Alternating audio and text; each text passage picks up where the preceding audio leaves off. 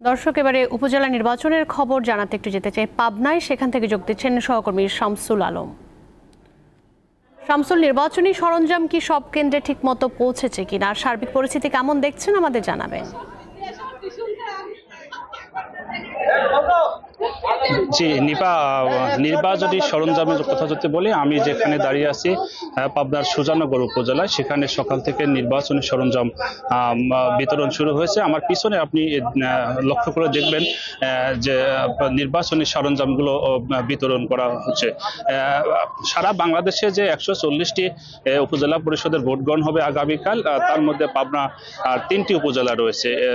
একটি সুজানগর, একটি বেড়া, অপরটি হলো সাথিয়া উপজেলায়। আমি এই মুহূর্তে দাঁড়িয়ে আছি সুজানগর উপজেলায়। নিপা, একটা জিনিস জানিয়ে রাখি যে আজকে সারাদিনের বেশ আলোচিত ঘটনা, পাবনা সুজানগর উপজেলা যিনি চেয়ারম্যান প্রার্থী, বর্তমান চেয়ারম্যান এবং উপজেলা আওয়ামী লীগের সাধারণ সম্পাদক শাহিনুজ্জামান শাহিনকে গতকাল রাতে নগদ, বিপুল পরিমাণ নগদ টাকা সহ র্যাব আটক করেছিল। সেই ঘটনার রেশ কিছুক্ষণ আগে শেষ হয়েছে।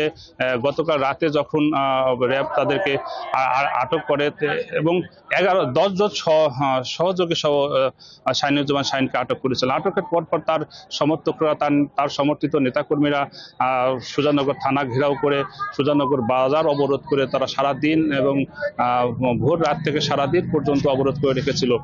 এর প্রেক্ষিতে আমরা দেখেছি যে র্যাব কার্যালয়ে রাত 3:30টার দিকে সংবাদ সম্মেলন করে আটকের বিষয়টি জানালে হলেও দুপুর 12টার দিকে তাকে ছেড়ে দেওয়া হয়েছে। আমি র্যাবের কোম্পানি কমান্ডার এতেসামুল হকের খানের সঙ্গে কথা বলেছি। তিনি জানিয়েছেন যে আমরা তাকে প্রাথমিক জিজ্ঞাসাবাদে আটক করেছিলাম। পরবর্তীতে তিনি যে টাকার পরিমাণটা ছিল 22,82,700 টাকা, সেই টাকা যে একজন চেয়ারম্যান প্রার্থীর জন্য যে বরাদ্দকৃত যে সর্বমোট 25 লক্ষ টাকা 25 লক্ষ টাকা খরচ করতে হবেন, সেই 25 লক্ষের মধ্যেই আছে, যার ফলে তাকে গ্রেপ্তার না দেখে জিজ্ঞাসাবাদ করে প্রাথমিক পর্যায়ে জিজ্ঞাসাবাদ করে তাকে ছেড়ে দেওয়া হয়েছে, এমনটি জানিয়েছেন নিপা। শামসুল, আপনাকে অনেক ধন্যবাদ আমাদের সঙ্গে যুক্ত হওয়ার জন্য।